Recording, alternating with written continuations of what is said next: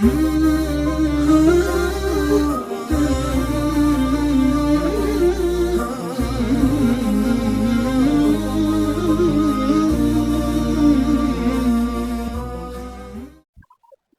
alaikum warahmatullahi wabarakatuh. Chakula ndianiso ndipano pa NMS TV imene timakhala kuma ndi majimbo SMC kuwalimbikitsa komanso ndi kuziwa mbiri yawo kuti idakhala motani. Lero linonso takumana ndi bambo awa amene azifotokoza okha. Bambo amenewa abwera kuphunzira Chisilamu ndiye inokhala ndi konko kuti timvetsa mbiri yawo kuti ili motani. Choyambirira madala mwaswera bwanji? Taswera bwino sindiziwa mwaswera bwanji. Alhamdulillah inenso ndaswera ndithu. Kwauze kwambiri. Chakula ndipano pa NMS TV. Ikoma kwambiri. Choyambirira zifotokozeni zina lako. Ine ndine Tifat Rihi wa Mbewe. Ikoma kwambiri. Ya ndachokera boma la Phalombe. Yes. Inde. Tamba kunena kuti ndinu Msilamu mwachibwera kuphunzira Chisilamu. Ndithu kwambiri. Chabwino. Mwina mungatifotokozere kunena kuti musadabwerere kuphunzira Chisilamu mudali mpingo wanji umene mapemphera mbuyo mwa Chikhristu. Sanabwere ku Chisilamu ndinali mpingo wa CCAP. Ya. Kumeneko ndi kumene mapemphera. Kumeneko ndithu ndi kumene ndimapemphera. Zikoma kwambiri. Moti kumeneko ko munali mwina ndi udindo wina kapena munali memba? Ndinali ndi udindo waukulu. Maudindo ndithu ndagwirapo zaka zingapo ndithu. Ya. Kusogolera kumeneko. Kusogolera ndipo ndinali kwa master. Yeah. Tachoka pa kwa master ndithu ndinapangisa ukwati. Ndithu ntchitoso ya ulembi ndayigwirapo kwambiri zaka zitatu ndithu. Mukupitiriza kupanga kwambiri. Zikoma kwambiri. Okay. Sono pambuyo ponena kuti munali ku Chikhristu ndiye mwabwera kuphunzira Chisilamu kapena kuti mwalowa Chisilamu.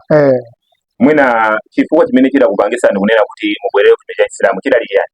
Okay, mwafunsa bwino kwambiri. Yes. Chimene chinandipangisa ndichi mudzi mwathu unabwera ophunzitsa. Yes. Ya ndiye kwa ine ndinasangalatsidwa kuti ndikamve nawo. Ya ndithu momwe itapita kumene kuja panali mphunzitsi amene amatiphunzitsa mamuti Ismaila John Sankhani. Yes. Ya ndiye amatiphunzitsa zimene zija. Koma nditasinkhasinkha watiphunzitsa kokwana mwezibe. Yes. Ya ndiye ndinaona kuti azimatiphunzitsa iye ndi Baibulo. Yes. Zinali zinthu zogwirizana kwambiri. Komanso ntazitenga zimene kukazisiya ku chimpembedzo kumene ndimakhala. Ndazoona kuti ndizosiyana. Zosiyana ndi zimene munali ku Chikhristu. Ndaona kuti zabwino zimene izi akutiphunzitsa Ismaila. Sono chabwino pa zimene amaphunzitsazo makamakazo kusana ndi za Chisilamu amaphunzitsa zifungati ziti mwina zimene mungatifotokoze zimene zidakuphunzani mumtima kuti izizi zimene zikusiyanitsa ndani zifungati ziti. Chimene chimasiyanitsa ife amatifunsa kuti kodi paziko pano chipembedzo cheni ndi chiti. Ndiye kafufuza maona kuti chipembedzo chimene chikusatira malamulo a Mulungu. Yes. Ndi Chisilamu. Mapito pamene pakuti kodi kuti chizikhala Chisilamu ndi chani. Ndiye tinayamba kumafunsa komanso sakanguti yankha wambamba ya. Panali Baibulo amatota kuti ine sindingakuyankheni ina. Ingati yankhe ndi Baibulo. Ndiye titatenga Baibulo naona kuti kwambiri anati uza Genesis 17 verse 3. Mapeza kuti Abraham pamene amafuna kupemphera amagwada kuweramisa nkhope yake pansi. Yes. Komanso anatipasa Mateyu 26 verse 36. Yes. Komanso ngakhale Yesu amene akumafuna kupemphera. Yes. Amachita kugwada kuwerama nkhope yake pansi. So wenda kuti pamene mudali ku Chikhristu kamene mwakapeza ku Chisilamu kamene amafotokoza pamenepa ndi kamene kadali kukusiyana. Kakusiyana. Chimene ndasiyanitsira ndi ichi. Kuli kusiyana kopsatsa kwambiri. Chifukwa choti ku Chikhristu kuja tikapita ndithu amatiuza kuti perekane. Koma mowumirizidwa. Woti munthu si kula Mulungu likakwana ngati ulibe ndalama umalepherabe kupita kuti sopano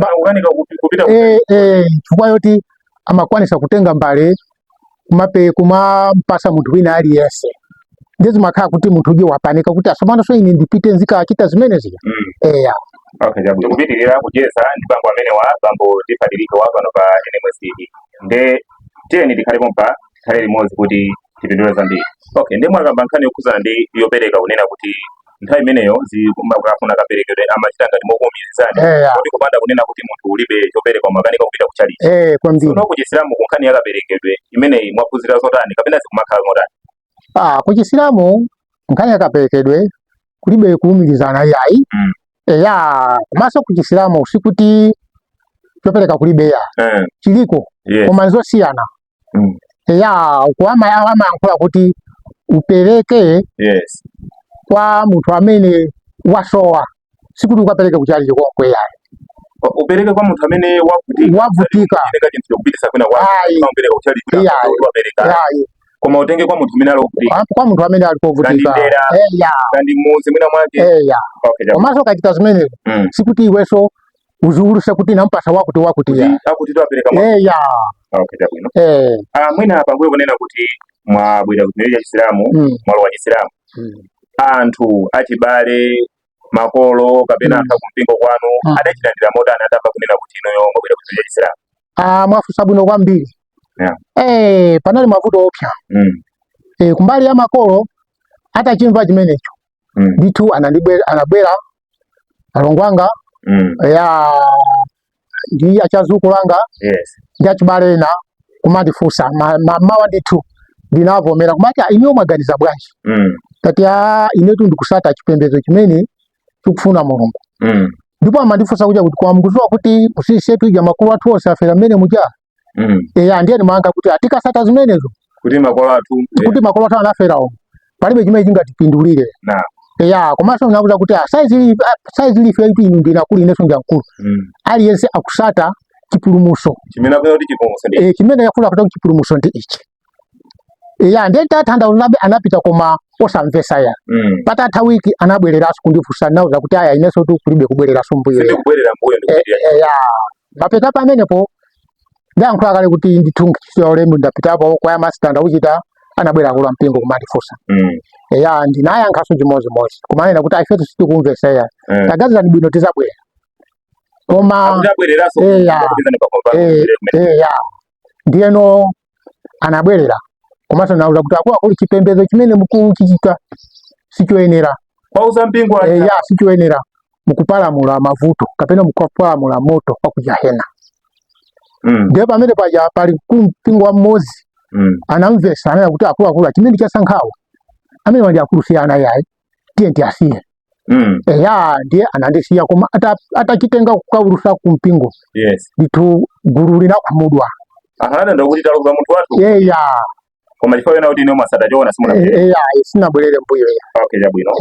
Tikupitirira pano pa NMS TV kucheza ndi bambo amene wa bambo Tifati Lihiwa amene ni munthu mmodzi amene abwerera ku chipembedzo cha Chisilamu.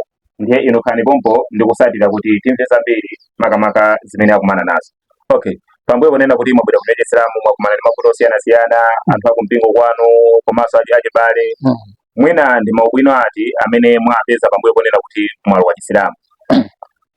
Maubwino amene ndapeza kwa ndalo wa Chisilamu ndi awa. Tapita ku Chisilamu silinapezeko mipando yayi. Ndiye nachiona chimene chija palipoti ku Kristu kuja ndithu kuli mipando. Komanso mmene ndangopita ku Chisilamu ndi mmene nalilipo yamba thupi langa. Apano pa thupi langa liliwo masuka kwa basi. Likusintha kwanga tindatenga chipembezo cheni choyenera. Kwambiri. So nkhani ya mipando uku kumakhala mipando. Kumwe uko mipando simunaipeza. Uko ti mipando sinaipezera. Ndiye ena mafotokoza kunena kuti mwakamaka azathu achikristu amapezeka kuika sojambula Yesu ndani. Ine ku Chisilamu uku mwina mukatife kuti muzikiti mwaonako zithunzi mwina zozanu. Kuzikiti kulibe kujambulaso pakoma. Kulibe achina chilichonse kulibe. Ndikwabwino kwa flati.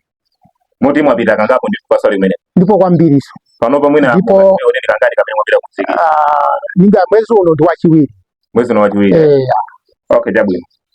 Mwina pali zinthu chili muna mungatifa kuchifinya kimene mwaphunzira ku Chisilamu mwene mwabwera ku Chisilamu chimene mwaphunzira mwina kuti mtundu wa Malawi uthe kuziwa pa zimene pa zimenezi. Chimene ndaphunzira ku Chisilamu zinthu zitatu kapena zinayi.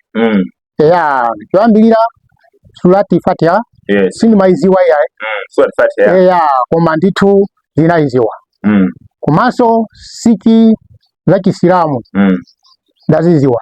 Mwina mungatifotokoza siki za Chisilamu zokuti ndiziti? Siki za Chisilamu nditha kufotokozerani. Mene ndimaphunzira siki za Chisilamu kuti zilipo 5. Siki yamba timati shahada. Shahada tinganene kuti kuchitira umboni uwiri. Siki wachiwiri timati swala. Swala timati kupemphera. Kachitatu timati soumu. Soumu masuda timati kusala kudya. Number 4 timati zakati. Zakati timati chopereka chapa chaka. Number 5 timati haji. Haji timati ngati kuli iwe kothekera ngati uli ni ndalama umatha kupita kunja ngati kumaka. Memene ubwino ndauphunzira ine ndumene ndithu. Ati amike kwa mukufotokoza zinthu zambiri zimene amalawi akupindulapo komanso ifetu kupindulapo pa zimenezi. Mwina mawu anu omaliza amene mukalankhule ku mtundu wa Malawi mwina kwa amene ali manyumba komanso kwa amene ali achikhristu mungalimbikitse motani? Zikomo kwambiri ine ndikulimbikitsa kuti tisafoke tiye tizipitiriza. Komanso kwa iwo amene ali achikhristu amene akufuna kulowa asachite mantha. Apite basi. Komanso ali lufu kundipeza ineyo ndi atenge tipite naye kumeneko chifukwa ena amachita mantha. Koma ndikuwalimbikitsa kuti asachite mantha iyayi tipite ku chipembedzo chona chenicheni. So ena akamachita mantha ndikufuna kubwera amachita mantha ngakhale mbuyo mine ndimachita mantha kuti somali ndikafika kumene kuja ndikatani. Koma hata ndilimbikitsa ashehe asankhani tikapita kumene kuja kunalibenso china kilikonse ya ndiapa mukwalimbikitsa ataso kapena wena kukupezani. Ndipo ena ndawuza kuti mutha kundipeza siku lachisanu titengane tipite kumzikiti kuchipembedzo chona chenicheni. Zikomo kwambiri ndithu. Mmene monso ndi mmene tachesera ndi bambo amene wa bambo tisadikiwa amene atifotokozera zambiri yawo mmene adalowera Chisilamu komanso ndikuti akumana ndi zotani. Ndipo alhamdulillah aphunzira zinthu zambiri pano sakupitirira ndipo akunena kuti akhalanso akuwapeza anthu ena ake kuwalimbikitsa za Chisilamu ndiponso kwa amene ali ndikuthekera atakuwapezanso kuti awazindikitse ziwiri zitatu zimene aphunzira. Adali mtsogoleri kumeneku koma iwo sadasate zimenezo asada chionadi chimene Mulungu wawaonesera.